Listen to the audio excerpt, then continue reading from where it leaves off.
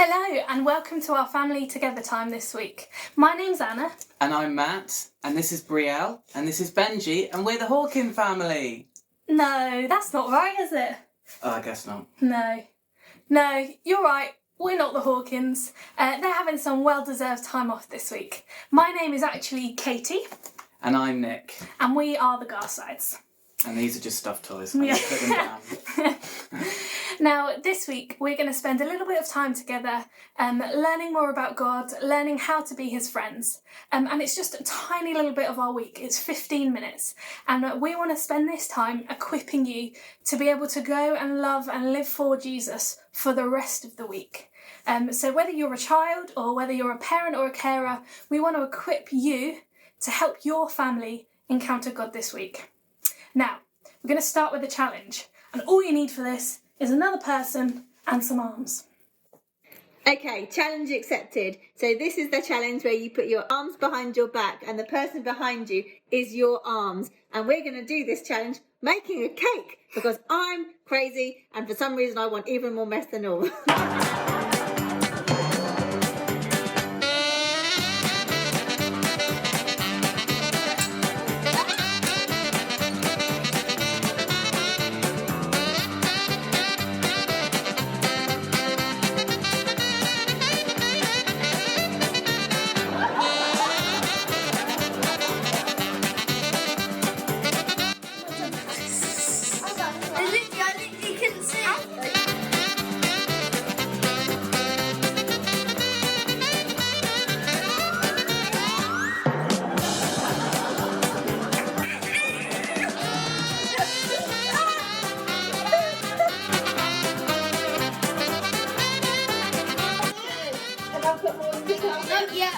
Loads more.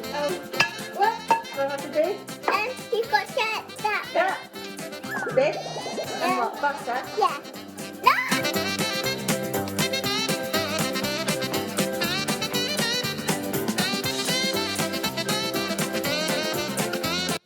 So we completed our challenge.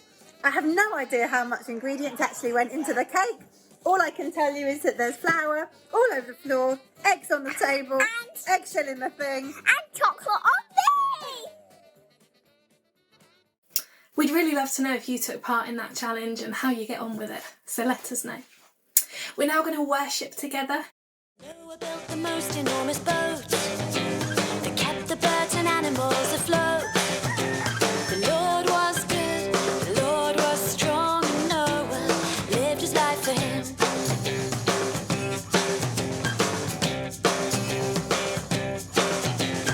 Moses led his people through the sea, taking them away from slavery. The Lord was good, the Lord was strong, and Moses lived his life for him. Oh, thank you, that all through history you were faithful. Thank you, that you are just the same when it comes to me. When it comes to me.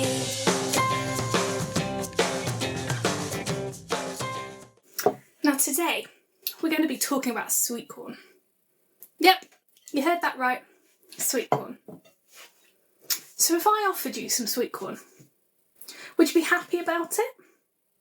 I mean, I would, I think. I really like it. It's sweet and juicy and yeah, it's yummy.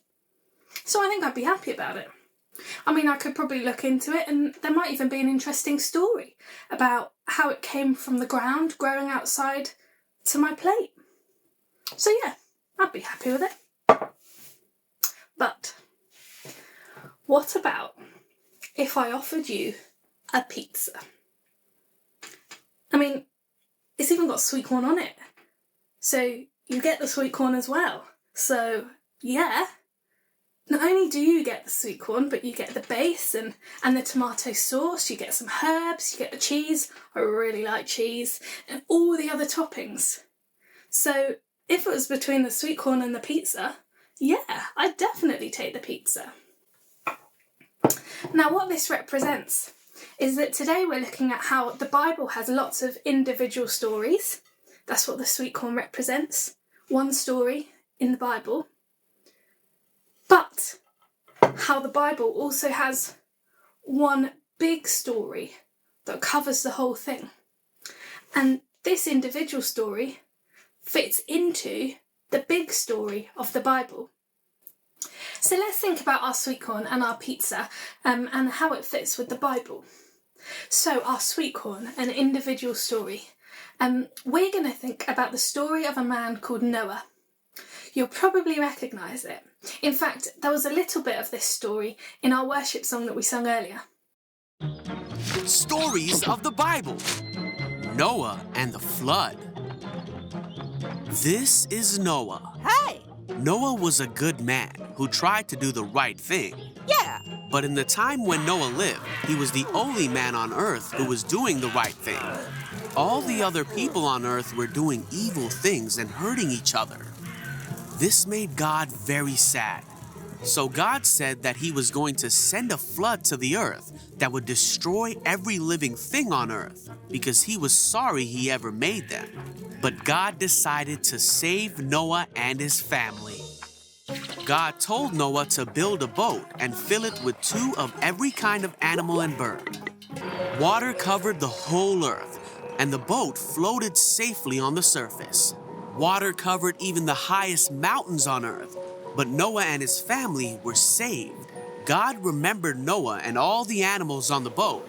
So many months after the flood began, Noah opened the covering of the boat and saw that the ground was drying. He waited 2 more months, and at last, the earth was dry. Then God said to Noah, "Leave the boat, all of you. Release the animals so they can be fruitful and multiply throughout the earth." Okay! So, as that story just told us, Noah was friends with God. And Noah listened to what God said. And he did it. He did what he was asked. And that meant that when there was a flood, he got in the boat and he was safe. Now, what also happened in the story was that other people got on the boat with Noah, his family and his friends and lots of animals. And these people weren't good people. They weren't friends with God. They didn't listen to what he said. They didn't do what he said. But they were allowed to get on the boat with Noah and be safe from the flood and stay alive to come off of the boat afterwards and continue their life. And they were allowed to do that because of Noah. It was Noah's friendship with God. It was Noah catching from God and doing what he had caught from God. That meant that other people around him were allowed to be safe in the boat as well. Now that's our sweet corn, that's our one story. But there's also the pizza in this as well. Now the whole story of the Bible is that when God created people, they were good, they were in friendship with God, and they, like Noah, did what God asked them to do. But there was sin, and there was the fall. And some of us didn't become friends with God. Some of us ignored God. Some of us turned away from God. And we started doing our own things. And God tried many different times and many different people to bring humans back into friendship with God. But it didn't work. We were sinful and we kept disobeying God. So he sent his son, Jesus. And that's where looking at the pizza instead of the sweet corn is really helpful here.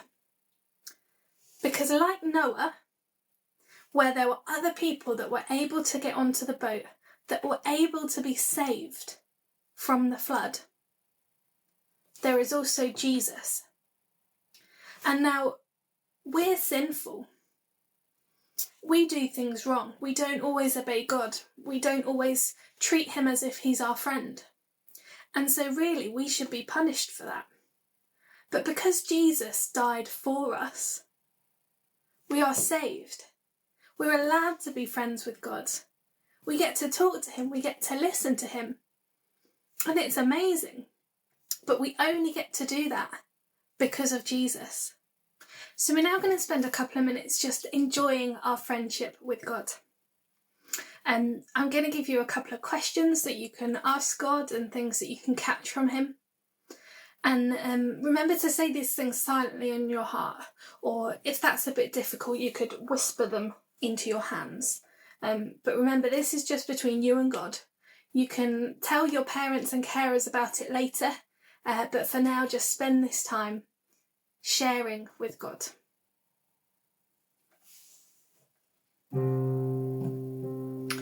So the first thing to ask God is, what is he happy about today? Just ask him. He'll be happy about something. Just ask him and wait for his answer to find out what he is happy about today.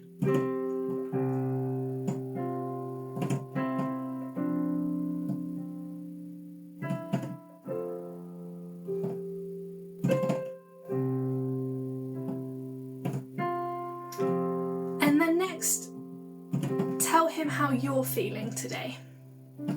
You might be happy as well, or you might be feeling something else. You might be worried about going back to homeschooling tomorrow. There are many things. You might be really excited about going back to homeschooling tomorrow. You tell God how you're feeling today. He wants to know.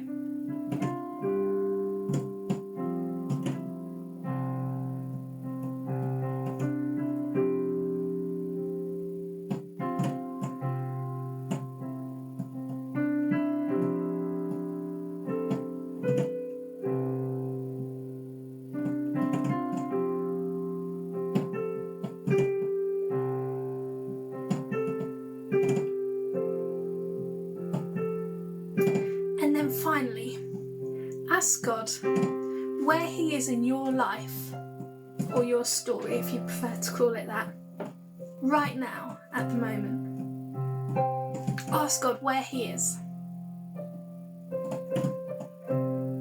Remember to listen to catch that answer from him.